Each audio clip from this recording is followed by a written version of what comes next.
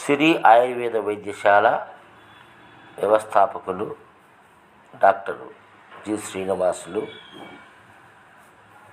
మరి వారు తెలిపే విషయం ఏమంటే, ఈరోజు మీ ఆరోగ్యం మీ చేతుల్లో అనే శీర్షికతో ప్రారంభమైనటువంటి ఈ ధారావాహికలో ఈరోజు సాధారణ జ్వరాలు, సాధారణ వ్యాధులు అనేటువంటి చాప్టర్ నుంచి నిన్న ఫ్లూ గురించి చెప్పుకున్నాము. ఈరోజు రెండవ దిన ఆటలమ్మ గురించి మనం మాట్లాడుకుందాం. ఎందుకంటే ఇది కూడా సాధారణ వ్యాధుల్లోకి వస్తుంది. ఆటలమ్మ, దీన్ని చికెన్ పాక్స్ అని కూడా మనం అంటారు. ఈ వ్యాధి చిన్నపిల్లల్లో రావడం ఎక్కువ.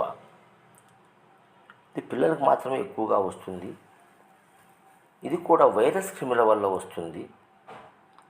ఆటలమ్మ వచ్చిన రోగి తుమ్మగా, దగ్గిన నేరుగా రెండో వారికి సంక్రమిస్తాయి. ఇది డైరెక్ట్గా స్కిన్ కాంటాక్ట్ వల్ల కూడా రావచ్చు. ఆటలమ్మ క్రిములు శరీరంలో ప్రవేశించిన 14 నుండి 15 రోజులలో వ్యాధి లక్షణాలు బయటపడతాయి. అంటే దాని ఇంక్యుబేషన్ పీరియడ్ అనేది 14 నుంచి 15 రోజుల సమయం పడుతుంది. మనము అది సోకిన వెంటనే లక్షణాలు బయటపడవు. తర్వాత లక్షణాలు ఏంటి, ఎలా ఉంటాయి అంటే, తలనొప్పిగా ఉంటుంది, గొంతు నొప్పిగా ఉంటుంది, జ్వరంతోనే ఈ ఆటలమ్మ మొదలవుతుంది. ముందుగా ఛాతీ, కడుపు, ముఖం మీద నీటి పొక్కుల్లాగా ఆటలమ్మ పొక్కులు వస్తాయి. అంటే బొబ్బల్లాగా, నీటి బుడగల్లాగా మన శరీరం పైన ఛాతీ, కడుపు, ముఖం మీద ఈ పొక్కులు వస్తాయి. వీటిని వెసికిల్స్ అంటారు ఇంగ్లీష్లో. ఆటలమ్మ పొక్కులు నిదానంగా ఒళ్ళంతా వస్తాయి. పాత పొక్కులు 2 రోజులలో మాడు పట్టగా కొత్త పొక్కులు మరిన్ని వస్తాయి. ఇలా అప్పుడప్పుడు కొత్త పొక్కులు వారం 10 రోజులు వస్తాయి. ఆటలమ్మ వచ్చిన వారికి పొక్కులు దురద అనిపిస్తాయి. కొన్ని సందర్భాలలో చంకల్లో, గజ్జల్లో లింఫ్ గ్లాండ్లు ఉబ్బుతాయి. మనకు లింఫ్ గ్లాండ్స్ అనేవి సంకల్లో, గజ్జల్లో ఉంటాయి. అవి కూడా ఉబ్బుతాయి.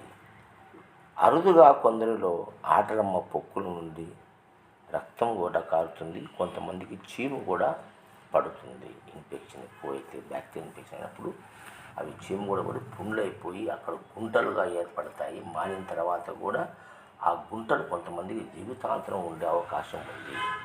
త్వరితగతిన మనకు తెలిసిన వెంటనే కనుక ట్రీట్మెంట్ చేసుకుంటే ఆ చర్మం దెబ్బతినకుండా, గుంటలు పడకుండా మనం రక్షణ చేసుకోగలము. లేదంటే అవి చీము పట్టి రక్తం గారి గుంటలుగా ఏర్పడి ఆ గుంటలు జీవితాంతరం మనను ఉంటాయి, ఆ గుర్తులు పోకుండా.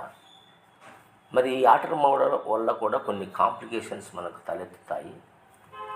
ఈ ఆటలమ్మ పొక్కులు చీముగడ్డలుగా మారడం, అంటే గడ్డలుగా మారి తర్వాత ఈ యొక్క జలుబు ఎక్కువ కావడంతో అది న్యూమోనియాగా మారుతుంది. తర్వాత ఎన్కెఫలైటిస్, అంటే ఇదొక జబ్బు. ఈ ఎన్కెఫలైటిస్ అనే వ్యాధి కూడా మనకు వచ్చే అవకాశం ఉంది. దీనికి కూడా మనకు వైద్యం ఉన్నది, వాటిని చేసుకోవాలి. చికిత్సలో భాగంగా చాలామంది పూర్వీకులు మనకు పసుపు, ఈ యొక్క వేప ఆకు చిగుర్లు మెత్తగా నూరి మనకు ముద్దలుగా చేసి మింగించేవాళ్ళు. ఎందుకంటే ఆనాడు యాంటీబయాటిక్స్ లేని కారణంగా. మరి ఆ వేపాకు, పసుపులో మంచి యాంటీబయాటిక్ సంబంధించినటువంటి, అంటే బ్యాక్టీరియాను, ఫంగస్ను, వైరస్ను హతమార్చేటువంటి శక్తి ఉంది కాబట్టి వాటిని తీసుకునేవారు. తర్వాత ఈ దగ్గు, జలుబు, కఫం ఉన్నవాళ్ళు సొంటి, మిరియాలు, వాము ఇలాంటివి కషాయాలు కాంచుకొని తాగేవాళ్ళు. తర్వాత పడకలో వేపాకులు రెమ్మలు వేడితీసి ఆకులను పరుచుకొని పడుకుంటే త్వరగా తగ్గేది. ఇంకా కొంతమంది ఈ కానగకాయలను కూడా ఆ వాసన వల్ల కానక్కాయలలో మంచి మనకు రెస్పిరేషన్ సంబంధించినటువంటి వ్యాధులు తగ్గడానికి సంబంధించినటువంటి కెమికల్స్ ఉంటాయి. వాటిని కుచ్చి మెడలో వేసుకుంటే ఆ వాసన గంటలను పీల్చడం వల్ల కూడా ఈ వైరస్ త్వరగా చనిపోయేదానికి అవకాశం ఉందని పెద్దలు అలా చేసేవారు. తర్వాత సాంబ్రాణి పొగ పట్టేవారు. అది 5 రోజులకు, 7 రోజులకు, 9 రోజులకు, 11 రోజులు స్నానాలు చేపించి ఒళ్ళంతా ఈ యొక్క పసుపు, వేపాకు ఇగుర్లు ముద్దగా నూరి ఒళ్ళంతా పట్టించి ఒక అరగంట ఆరించిన తర్వాత స్నానం చేయించేవారు. కడుపులోకి తులసి ఆకులు, మిరియాలు, మరి యాపాకు ఉండలు తినిపించేవారు, తగ్గిపోయేవి. కాబట్టి ఇప్పుడు ఈ యొక్క మనము ఇంగ్లీష్ వైద్యం బాగా డెవలప్ అయింది కాబట్టి అన్ని రోజులు కాకుండా త్వరగా మనం కోలుకోవాలంటే ఎలాంటి చికిత్స చేసుకోవాలి, డాక్టర్ని సంప్రదించాలి, డాక్టర్ సలహా మేరకు మందులు వాడాలి. ఆటలమ్మ వచ్చిన కొందరిలోనే పూర్తి బెడ్ రెస్ట్ అవసరం అవుతుంది. చాలామందిలో ఆటలమ్మ వచ్చిన అంతగా బాధలు ఉండవు. అది కొంతమందికి విపరీతంగా పోస్తుంది, కొంతమందికి లైట్గా పోస్తుంది కాబట్టి పెద్ద బాధలు ఉండవు. ఇటువంటి వారు లేచి తిరగచ్చు కూడా. ఎక్కువగా పోసిన వాళ్ళు మాత్రం ఇంట్లోనే ఉండాలి, ఎందుకంటే అది స్ప్రెడ్ అవుతుంది కాబట్టి. ఇక దురదలు తగ్గడానికి కొంతమందికి దురదలు ఉంటాయి, గీకుతారు, దానివల్ల స్కిన్ ర్యాష్ అవుతుంది, దెబ్బతింటుంది. కాబట్టి దురదలు తగ్గడానికి మన వాళ్ళు బిళ్ళలు అంటే అవిలు కానీ, సెప్టిసిన్ కానీ, లేకపోతే అటరాక్స్ కానీ ఇలాంటి బిళ్ళలు రోజుకు 2 సార్లు ఉదయం సాయంకాలం వేసుకోవాల్సిన అవసరం ఉంటుంది. అట్లాగే ఆటలమ్మ వైరస్తో పాటు బ్యాక్టీరియా క్రిములు కూడా తోడైనట్లు క్రిములు కూడా తోడైనట్లు కనపడితే యాంటీబయాటిక్స్ మందులు కూడా వాడాలి. అవి మనకు అందుబాటులో ఉన్నాయి. అది నిమోనియా ఏర్పడితే ఆక్సిజన్ కూడా పెట్టుకోవాలి ఊపిరాడినప్పుడు, లేదంటే ఆయాసం తగ్గడానికి మందులు వాడుకోవాలి. మరి ఇక్కడ ఎన్కెఫలైటిస్ అనేటువంటి లక్షణాలు కనుక కనపడితే, అంటే మరీ ఎక్కువగా దురదలు, విపరీతమైనటువంటి పొక్కులు రావడము, గుంటలు పడడము, రక్తము, చీము రావడము, తర్వాత దగ్గు, ఆయాసము ఎక్కువ రావడము, అలాంటి సందర్భాలలో మనము కార్టిజోన్స్ కూడా పెట్టుకోవాలి మందులు. దాంట్లో మనం స్టెరాయిడ్స్ అని కూడా అంటాము. ఆ కార్టికోస్టెరాయిడ్స్ని కూడా వాడాల్సిన అవసరం వస్తుంది కొన్ని సందర్భాలలో. యాంటీవైరల్ ఇంజెక్షన్ మందు ఎసైక్లోవిర్ అనే ఒక మందు ఉంది. ఇది యాంటీవైరల్గా పనిచేస్తుంది. అసైక్లోవిర్ అనే మందు మనకు 250 మిల్లీగ్రాములు, 400 మిల్లీగ్రాములు, 800 మిల్లీగ్రాములు చొప్పున దొరుకుతుంది. ఇది రోజుకు 2 సార్లు ఉదయం సాయంకాలము ఒక 3 నుంచి 5 రోజుల పాటు ఇవ్వాలి.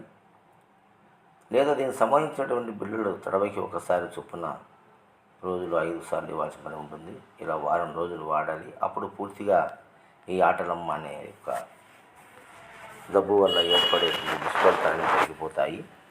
ఇప్పుడు ఇంకా బాగా మనకు అమాక్సిలిన్ క్లావనేట్ మందులు బ్యాక్టీరియా వాడచ్చు. అలాగే సపోడాక్సిమ్ 200 mg, సపోడాక్సిమ్ విత్ క్లావనేట్ కూడా వాడుకోవచ్చు. మరి నిరసించిపోతే సెలెన్స్ పెట్టుకోవాలి. యాంటీబయాటిక్స్ ఉదయం సాయంకాలం ఇవ్వాలి. ఓరల్గా తిండిన సమయంలో ఇంజెక్షన్ రూపంలో యాంటీబయాటిక్స్ అందిస్తూ దురదలకు, జ్వరానికి మందులు వాడుకోవాలి. డోలో6 విత్ జ్వరం వస్తే మందులు వాడుకోవాలి. ఇలా వాడుకుంటూ మనము డాక్టర్ పర్యవేక్షణలో వైద్యం తీసుకుంటే త్వరగా తగ్గిపోతుంది. ఇది ఆటలమ్మ గురించి క్లుప్తంగా ఈరోజు మనం మాట్లాడుకున్నాము.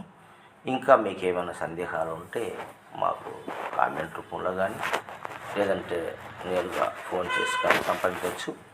అంతేకాకుండా మన హాస్పిటల్లో ఆయుర్వేదము, అనుభవసిద్ధమైన మందులతో మరి ఉబ్బసము, ఆస్తమా, కీళ్ళ నొప్పులు, నడుము నొప్పులు, సయాటికా, చర్మవ్యాధులు, ఎగ్జిమా, సోరియాసిస్, బొల్లి ఇలాంటి వ్యాధులు, అంతేకాకుండా స్త్రీలకు గర్భాశయ వ్యాధులు అటువంటి సంతానలేమి, తెల్లచీరలు, ఎర్రచీరలు, ముట్టు నొప్పి, కడుపు నొప్పి అలాంటి విషయాలకు అయితేనేమి, కిడ్నీ సమస్య వ్యాధులు అయితేనేమి, తర్వాత బీపీ, షుగర్ జబ్బులకు కానీ, మరియు కిడ్నీలో ఒంటి చురుకు, కిడ్నీలో రాళ్ళు పడడం కానీ, మొలలు లూటీలు కానీ, లివర్ సమస్యలున్న కామెర్లు, ఎన్లార్జ్ లివరు, సిరోసిస్ ఇలాంటి వ్యాధులు కూడా మన దగ్గర ఆయుర్వేద మందులు. పక్షవాతానికి, నరాల వీక్నెస్కు, పురుషులకు సెక్స్ సమస్యలు ఉన్న, మరి థైరాయిడ్ సమస్యలు, హార్మోన్ సమస్యలు ఉన్నటికి మన దగ్గర మంచి హార్మోన్స్ సంబంధించినటువంటి ప్రాబ్లమ్స్ కూడా మంచి ఆయుర్వేద ఔషధీయ మందులు ఉన్నాయి. వాటి ద్వారా అన్ని జబ్బులు నయం చేయగలం.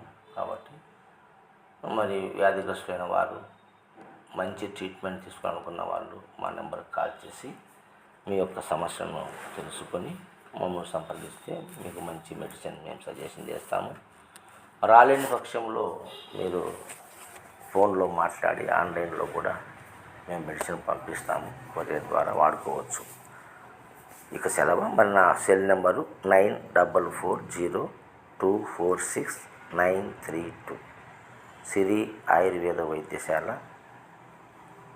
నియర్ చెన్నకేశవ స్వామి దేవాలయము, పాత మార్కెట్టు, ప్రొద్దుటూరు, వైఎస్ఆర్ కడప జిల్లా, ఆంధ్రప్రదేశ్.